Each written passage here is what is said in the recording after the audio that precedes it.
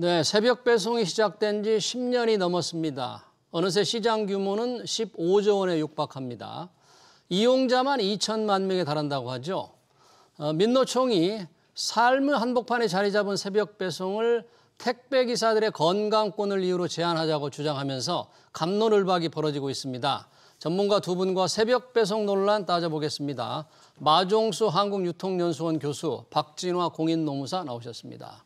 어서 오십시오. 네, 반갑습니다. 안녕하세요. 새벽 배송, 아마도 시청자 여러분들 우리나라 이용자가 2천만 명이라고 하니까 누구나 이용할 텐데 지금 민노총 택배노조가 건강권 이유를 내세워서 0시부터 5시까지 하는 새벽 배송을 제한하자, 금지하자 이런 주장을 펴고 있다고 하는데 민노총 택배노조 정확하게 뭐를 주장하는지 궁금합니다. 마종수 교수님, 택배노조, 민노총에서 지금 문제를 제기한 건데 정확하게 입장이 뭡니까?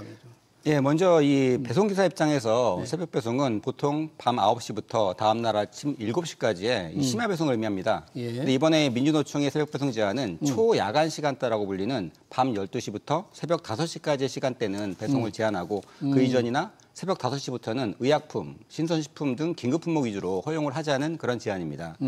하지만 실질적으로는 이 택배라는 게 특정 시간대에만 배송 물류를 제한한다는 게 기술적이나 비용적으로 너무나 어려운 게 현실이기 때문에 만일 민주노총 주장 그대로 법제화가 될 경우 실질적으로는 새벽 배송 전면 중단급 파급 효과가 나올 수밖에 없고 사회적 파장도 상당히 클 것으로 예상하고 있습니다. 예, 그러니까 초야간 0시에서 5시를 제한하자는 건데 이걸 딱 금지하자 이렇게 좀 정확하게 얘기한 겁니까? 아니면 좀 시간을 어떻게 제한하고 좀 보완하자 이렇게 한 겁니까? 지금 전반적으로 국민들이나 이 택배 기사들은 못하게 하는 주장, 민노총이 0시부터 5시까지는 배송 금지하자 이런 주장을 한 것으로 알고 있는데 정확한 입장인 건가 그게요? 일단 지난 9월에 그 더불어민주당 주도로 출범한 택배 사회적 대화기구 회의에서 그 민주노총 산하 전국 택배 노동조합이죠. 0시부터 5시까지의 택배 배송을 제한하자는 방안을 제시했습니다. 이에 지금 현재 택배 노동자나 기업, 소비자들을 중심으로 전체적인 의견이 분분한 상황인데요. 일단 민주노총은 11월 5일에 성명을 발표하면서 그 새벽 배송 전면 금지는 일부 언론에 의해서 왜곡된 내용이다라고 밝히고 있습니다. 그래요? 네, 그래서 노조가 공식적으로 제안한 내용은 완전 봉쇄가 아니고 지금 말씀하신 대로 초심야 시간 0시에서 5시 사이에 배송을 제한하고 오전 9시 출근제로 운영해서 긴급한 새벽 배송은 유지하는 형태라고 다시 밝히고 그래요? 있습니다.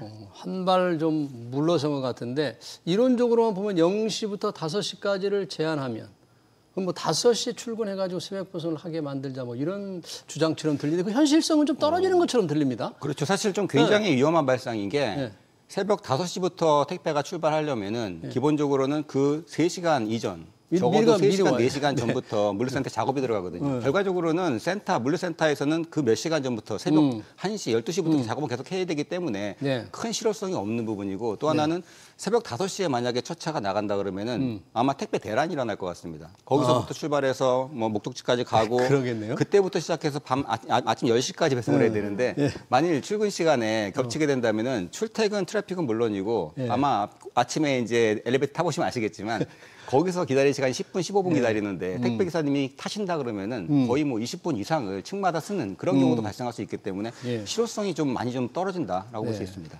여튼 택배 새벽 배송 이제 제한하자고 주장을 했는데 그 주장의 근거는 택배 기사들의 건강권이잖아요. 사실 새벽에 일하게 되면 건강에 좀 걱정이 되는 건 사실이에요. 누구나 어떤 근로자든지 건강한 환경에서 일을 해야 되는데 어느 정도 고통을 겪고 있을까요? 새벽 배송을 주로 많이 하는 택배 기사들의 고통을. 일단 올해 7월에 그 산업안전보건연구원의 취약근로자 보호를 위한 연구 보고서에 따르면요. 이 노동자가 야간, 교대, 장시간 근무를 할 경우 그렇지 않은 노동자보다 그 육체적 건강 문제가 있을 위험이 약 1배에서 2배까지도 커진다는 그 조사 결과 보고가 있습니다. 그리고 특히 야간, 교대, 이 장시간 근무 3가지 근무 유형 중에서 2가지 이상이 겹쳤을 경우에는 그 위험도는 더 커진다고 조사가 되고 있는데요. 일단 심야 노동이 일상인 새벽 배송 기사들에 대한 어떤 위험도 역시도 이와 동일하게 매우 상대적으로 높은 것으로 조사가 되고 있습니다. 그래서 수면이 충분하지 않다고 답한 비율이 한 조사 결과에 의하면 66%에 달했고요.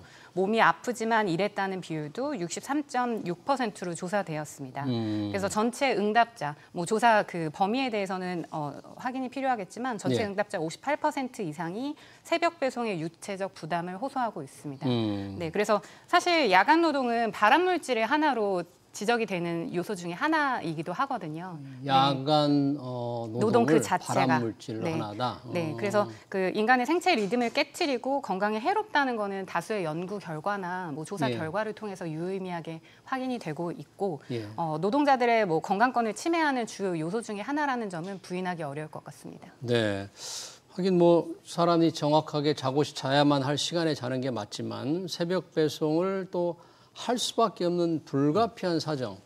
뭐 택배 기사만 새벽에 또 일하는 것도 아니니까 여러 가지 사정이 있을 텐데 이 택배 기사들이 이제 사실상 하루 종일 할 텐데요. 주간 배송이 있고 뭐 야간 새벽 배송인데 어떻게 좀 구성이 좀 되어 있을까요? 뭐 주간 같은 경우에는 주로 이제 오전 7시, 8시 출근한다 그러면은 보통 10시간에서 11시간 정도 근무하십니다. 그러면 뭐 6시, 7시에 이제 마무리 된다 그러면은 그게 이제 업무가 끝나는데 야간도 마찬가지로 뭐 8시, 9시 그쯤 나와가지고 먼저 택배를 시작하는 건 아니고요.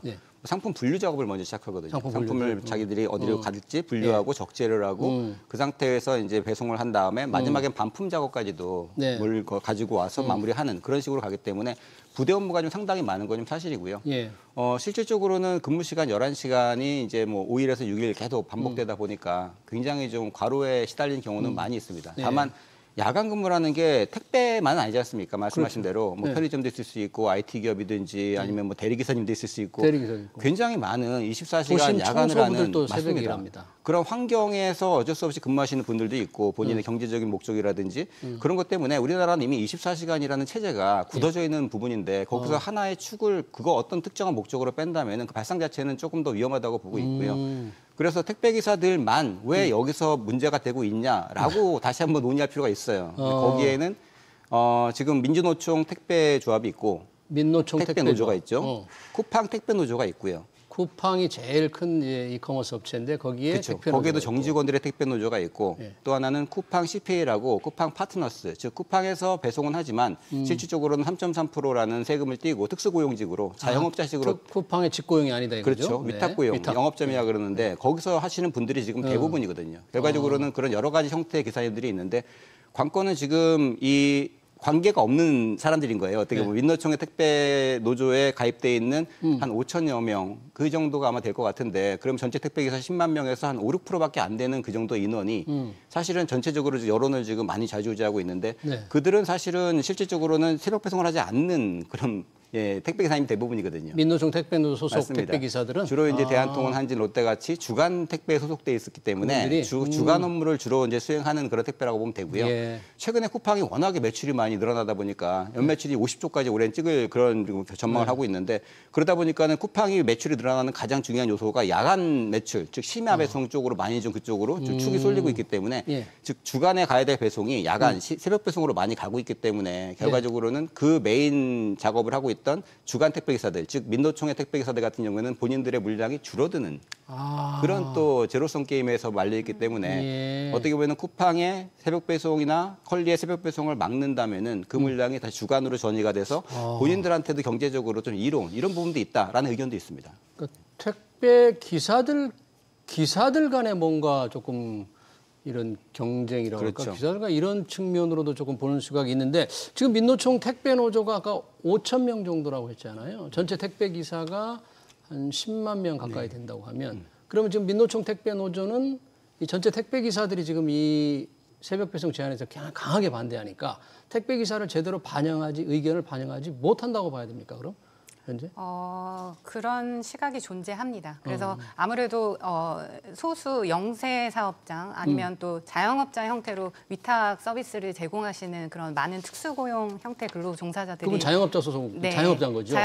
뭐 3.3% 사업소득세를 납부한다거나 그런 분들의 어떤 의견을 대표한다고 보기에는 상당한 좀 어려움이 있다고 보고 있고요. 그래서 사실 뭐 민노총에서는 새벽 배송의 뭐 전면 금지든 일부 제한을 하는 아니든 주장은 하고 계신데 이러한 의견 자체가 전체 그 택배 기사들의 의견을 수렴한다거나 아니면 대표한다고 보기는 좀 어려울 것 같습니다. 네.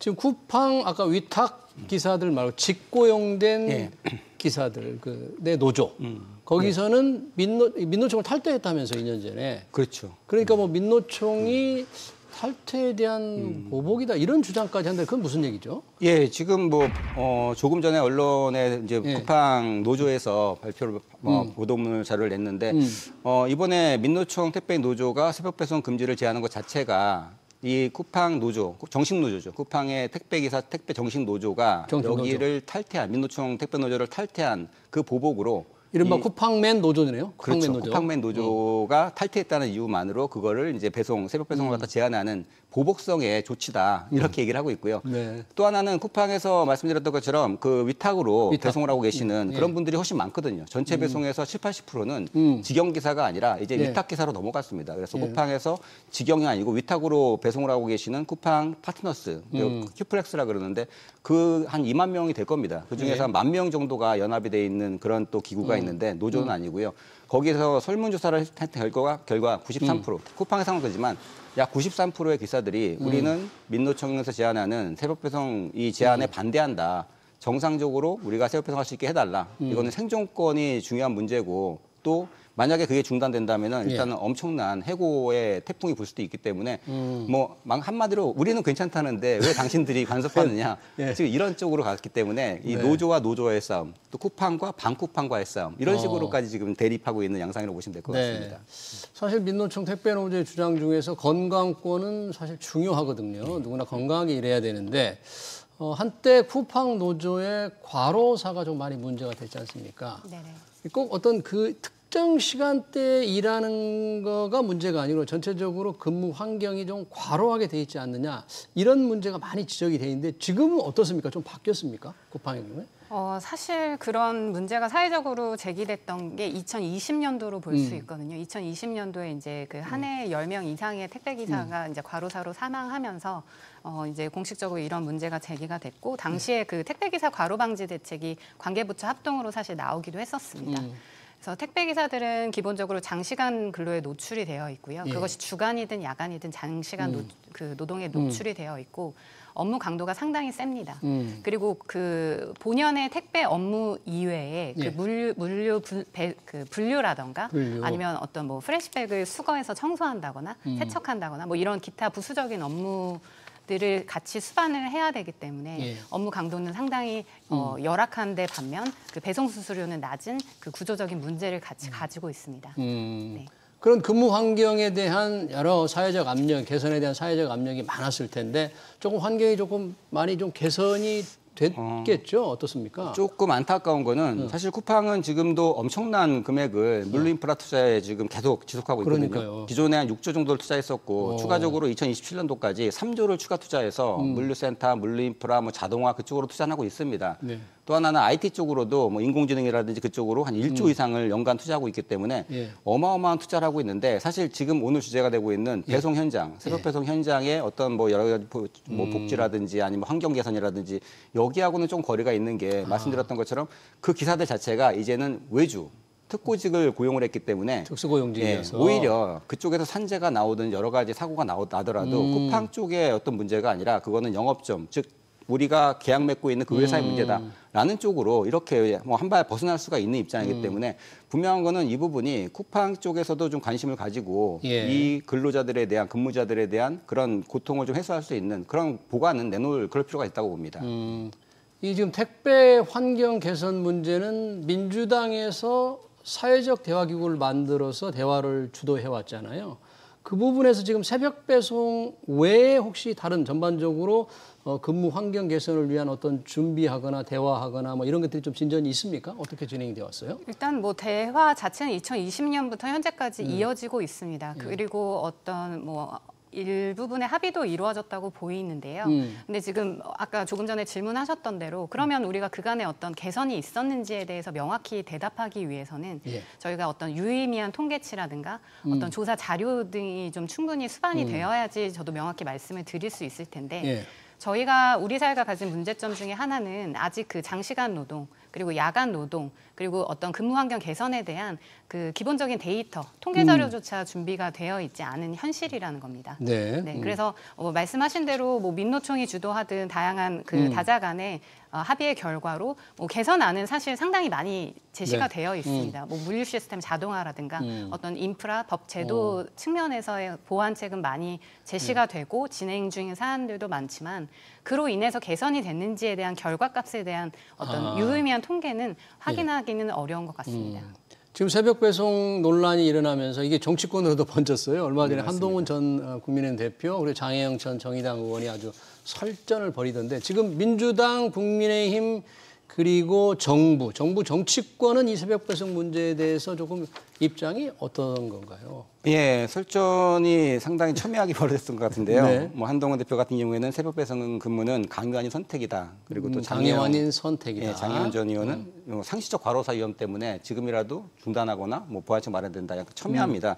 뭐 다만 이제 민노총 위원장 출신 이제 김영훈 노동부 장관 입장에서는 반드시 이런 부분이 필요하다. 로드맵이 반드시 필요하기도 하고 뭐 야간 노동 사이에 11시간 뭐 이 휴식 의무화를 한다든지 그다음에 24시간 연속 휴무를 한다든지 그런 법적인 제도는 반드시 필요하다는 입장이기도 하고 또 노동부 관계자 역시도 노사 간 이견이 있지만 로드맵을 분명해야 된다. 그래서 우리 경제협력기구 OECD 평균 수준 그 정도로는 맞춰야 된다라는 것이 이제 정부 측 입장인 것 같아요. 거기다가 이제 뭐 더불어민주당 역시도 이 사회적 대화기구의 가장 큰 축 중에 하나지 않습니까? 그렇죠. 민주노총과 더불어민주당이 큰 축이기 때문에 정치권에서도 이 부분에 대한 개선책을 마련하려고 많은 노력을 하고 있는 것 같은데 다만 이게 만약에 이 새벽 배송이라는 특수한 그런 어떤 섹터에서 정확하게 핀셋으로 그 개혁을 만들어 놔야 되는데 외국 같은 경우에는 새벽 배송이 아니라 일반적인 뭐 그냥 산업체라든지 사무직이라든지 모든 업종에 그냥 동일하게 적용되는 그런 부분들인데 그걸 그대로 우리나라 배송 체계로 물류로 가져온다면은 전혀 안 맞는 경우가 많거든요. 그렇게 될 경우에는 오히려 후과가 굉장히 큰 후폭풍이 올 수도 있기 때문에 정부에서도 이게 벤치마킹을 하더라도 우리나라 같이 새벽 배송하는 나라가 글로벌로 없습니다. 우리나라밖에 없어요? 유일합니다. 왜냐하면은 이 새벽 배송이라는 게 물류 인프라, 그다음에 콜드체인 인프라가 갖춰져야 되는데 글로벌로 본다 그러면은 이 온라인 신선식품이 한 5% 6%밖에 안 돼요. 매출 구성비가 전체 식품 시장에서.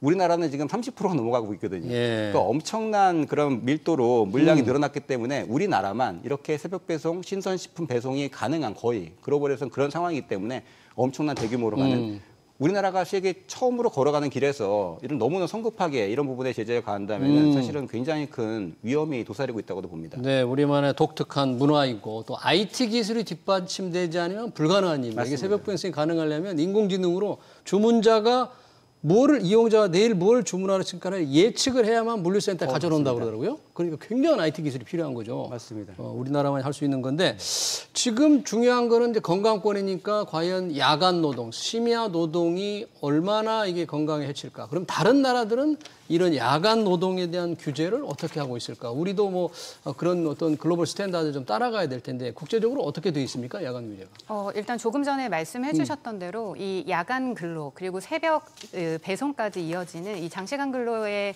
현상이 지금 나타나는 곳이 우리나라가 정말 유례를 찾아볼 수 없는 케이스에 해당한다고 볼 수 있습니다. 그래서 다른 나라의 경우에 사례를 물어보시면 일단 그런 노동 환경의 시장이 구비되어 있지 않기 때문에 조금 좀 구별해서 보셔야 되긴 하겠으나 일단 국제노동기구 ILO는 그 야간 노동을 노동자의 보호를 전제로 허용할 수 있는 매우 특수한 형태의 근로로 규정하고 있습니다. 노동자의 보호를 전제로 그렇죠. 네, 엄격하게. 그래서 야간 노동이 이루어지려면 일단 뭐 건강 보호 조치라든가 보상 조치라든가 뭔가 건강상의 이유로 야간 근로를 못할 때는 주간 근로로의 전환권을 보장한다던가 뭐 이런 식의 다양한 제반 조치를 제시하고 있습니다. 근데 그 ILO 이게 171호 협약인데요. 우리나라는 아직 그 협약을 비준하고 있지 않습니다. 우리는? 네. 그래서 그리고 지금 현재 근로기준법이나 노동관계 법령을 보아도 야간 근로자나 뭐 특수형태 고용 그 노동 종사자들에 대한 어떤 법 제도 자체가 아직은 잘 정비가 되어 있는 상황이 아닙니다. 네. 그렇다면 지금 이게 새벽 배송, 택배 기사의 새벽 배송만 금지하자 이럴 게 아니라 뭐 야간 노동 전반에 대한 근무 환경을 어떻게 바꿀 것인가. 아까 밤새워 일하는 사람들이 한두 명이 아니잖아요. 그런 논의로 좀 대화를 이어가야 되지 않을까 하는 생각도 드네요. 예, 그 어떻게 보면은 한편으로는 건강권을 위해서 근로자의 건강권을 위해서 필요한 부분이지만 한편으로는 노동의 개혁은 필요하지만 이게 산업의 정지가 답은 아니라는 그 생각을 하게 됩니다. 산업을 멈추게 하는 것은 답이 그렇죠. 아니다. 그 안에서 근무하는 사람들에 대한 처우라든지 건강을 지키기 위한 여러 가지 방안은 필요하지만 그 특정 시간대에 그 산업을 멈춰야 된다 그러면은 아예 그냥 전체적인 국가적인 경제 자체도 많이 좀 위축될 수 있는 부분이고 많은 부작용이 날 수 있는 부분이라서 신중하게 접근해야 될 부분인 것 같습니다. 지금 새벽 배송 규모, 관련 종사자, 생태계를 좀 종합하면 어떻게 연결돼 있을까요? 보통은 지금 새벽 배송 같은 경우에는 아마 그 배송 기사로 본다면 한 1만 명 내외가 될 것 같아요. 1만 명 내외. 네, 1만 명 내외 그 직접 간접적으로 본다 그러면은 근데 거기에 또 딸려 있는 배송 기사 외에도 물류센터 그 종사자들 물류센터. 한 최소한도 2, 3만 명이 그 전에 미리 앞에서 준비를 하고 있습니다. 거기에는 허브센터, 간선센터, 캠프 여러 가지 형태의 물류센터들이 있기 때문에 새벽 배송이 일어나기 전에 먼저 물류센터도 똑같이 야간 근무를 하고 있게 되고요. 또 하나는 일단은 쿠팡 택배 기사들을 태우기 위한 쿠팡에 있는 근로자들을 태우기 위한 택배 셔틀버스만 하더라도 전세버스? 예, 전세버스만 하더라도 그것만 하더라도 몇백 대가 되고요. 또 하나 이제 뭐 이런 야간 운송을 하기 위한 뭐 고속버스라든지 여러 가지 다 있기 때문에 사실 이게 그냥 새벽 배송 하나가 이를테면은 지금 15조의 시장이거든요. 굉장히 큰 15조. 시장인데 근데 여기다가 그런 후방, 거기다가 전방, 거기다가 그 앞에 있는 물량을 공급해주는 뭐 산지 업체부터 해서 공급기업까지 거래액을 따진다 그러면은 30조 이상의 시장이 예상이 되고 있어요. 그 30조 시장이라는 부분이 한꺼번에 없어진다면은 대기업 30개가 없어지는 거거든요. 그렇기 때문에 그런 부분들이 과연 이게 없어지는 게 맞는지 아마 농민부터 시작해가지고 생산 기업들, 중소기업들 전부 연관이 되어 있는 부분이거든요. 그 매출이 없어진다면은 사실 우리가 대형마트 영업 규제에서 봤지만 실질적으로는 그게 다른 데로 가는 시장으로 가는 게 아니라 증발해 버립니다. 많이 증발해 버렸어요. 새벽 배송을 갖다 멈춘다고 해가지고 대형마트가 24시간 영업할 수 있는 것도 아니고 편의점이 신선할 수 있는 것도 아니기 때문에 사실은 그 중에 상당수는 증발해 버린다 그러면은 사실 이건 국가적으로도 굉장히 큰 재앙이 될 수 있거든요. 그러니까 노동자의 권익이라도 여러 가지 중요하지만 그런 여러 가지 앞뒤를 살펴보고 이렇게 진행해야 될 것 같아요. 사회적 대화기구에서 지금 민주노총이 민주당이 주도하는 사회적 대화기구에서 이 문제를 얘기하고 있는데요. 아까 좀 벌써 몇 년째 좀 이어오면서 뭔가 근로자들의 환경 개선을 위해서 노력을 하고 있는데 그럼 앞으로 이 논의를 어떻게 이끌어가야 할까요? 이게 새벽 배송 시간 제한만 가지고 따지는 것은 이 산업의 문제, 이미 국민 생활의 아주 중요한 편익이 되어 있는데 노무사님 입장에서 볼 때는 어떻게 하는 게 좋겠나? 왜냐하면 주간 배송보다 새벽 배송을 원하는 택배 기사들도 많을 수 있잖아요. 당시부터 배송이 조금 더 편리할 수도 있고 또 수수료도 새벽 배송이 조금 비싸다면서요. 네, 그렇습니다. 그래서 사실 이게 그 지역적인 문제만 놓고 봤을 때는 뭐 몇 시부터 몇 시까지의 배송을 제한하자 이렇게 제한을 하실 수도 있겠으나 사실 우리 사회가 가진 구조적인 문제까지 고려를 한다면 좀 조심히 접근할 필요는 있어 보이고요. 그리고 이 새벽 배송 자체가 없어지는 게 맞는지라고 질문하신다면 저도 사실 그 부분은 상당히 조심스러울 수밖에 없는데요. 저희가 간과하고 있는 것 중에 하나는 예를 들어 0시부터 5시까지의 그 새벽 배송 물량이 이루어지지 않고 적체되어 있을 경우에 결국 그 물량은 주간 그 배송 기사들에게 인계될 수밖에 없는 거거든요. 그렇다면 우리는 야간 근로자들, 새벽 배송을 하는 그 택배 기사의 건강권 보호를 위해서 새벽 배송을 제한했는데 결과적으로는 그 주간 근로자들의 건강권에도 영향을 줄 수 있는 구조로 서로 이어질 수밖에 없는 그런 순환 고리를 가지고 있습니다. 그래서 어떻게 보면 지금의 이 논의 자체는 새벽 배송으로 촉발됐지만 이제 노무사적 관점으로 봤을 때는 전체 그 야간 근로에 대한 전체적인 관점에서 한번 좀 점검을 해보고 우리가 나아가야 될 방향 그리고 사실 그 노동자의 건강권이라는 대의 자체를 저희가 부정하기는 어렵기 때문에 다만 어쨌든 생존권을 고려해서 제도를 마련하는 방향으로의 저는 검토가 필요하지 않을까라고 조심스럽게 생각하고 있습니다. 이게 또 근로시간 단축하고도 연결이 될 수 있을 것 같아요. 근로시간 단축도 누구나 원하는 거지만 단축할 수 없는 여러 가지 환경 또 더 일하고 싶은 분들도 많잖아요. 그렇죠. 그런 문제와도 연관이 돼 있기 때문에 나는 새벽 배송, 나는 새벽에 일하고 싶다는 택배 기사들도 많은데 시간대로 딱 잘라서 금지시킨다면 많은 부작용이 있을 것 같은데 아마 관련된 종사자 외에 소비자들이 제일 긴장하지 않을까 싶어요. 새벽 배송에 의지하는 분들이 꽤 많다면서요. 맞습니다. 무엇보다도 가장 중요한 게 맞벌이 부부들이 워낙 많지 않습니까? 뭐 기혼 가구 중에 절반 정도가 맞벌이 부부기도 하고요. 또 하나는 1인 가구들이 지금 35%가 넘어가고 있는데 전체 가구 수 중에서 1인 가구들 역시 치명타를 받을 거고 뭐 이렇게 쇼핑이 좀 어려운 노인 가구들 같은 경우도 굉장히 늘어나지 않습니까? 초고령 사회로 접어들었는데 이런 직접적으로 쇼핑을 어려움을 겪는 이런 층들한테는 직접적인 타격을 줄 수도 있는 부분이고요.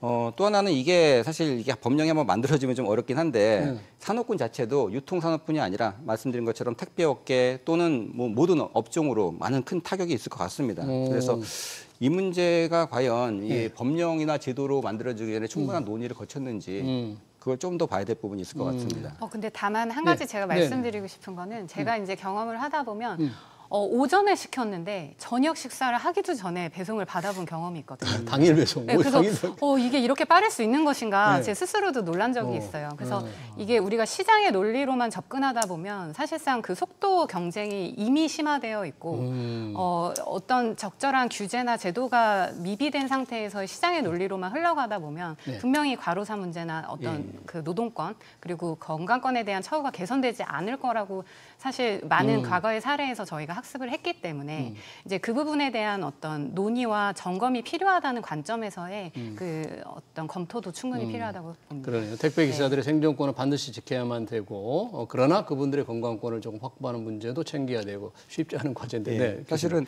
뭐 정확히 말씀해 주신 것 같고요. 사실 아까도 잠깐 언급해 주셨지만 과로사의 68%가 사실 물류센터 내에서 발생하고 있습니다. 지금 현재. 그러니까 물류센터 안에 택배기사가 아니고 분류 작업, 피킹 작업 거기서 발생하고 있고 실제로 이 배송 중에 발생한 사례가 12% 정도 되기 때문에 이 문제가 배송으로 보기보다는 지금 현재 물류 현장에 고질적인 그런 여러 가지 어려움을 좀 해결하기 위한 그런 부분이 필요한 거고요.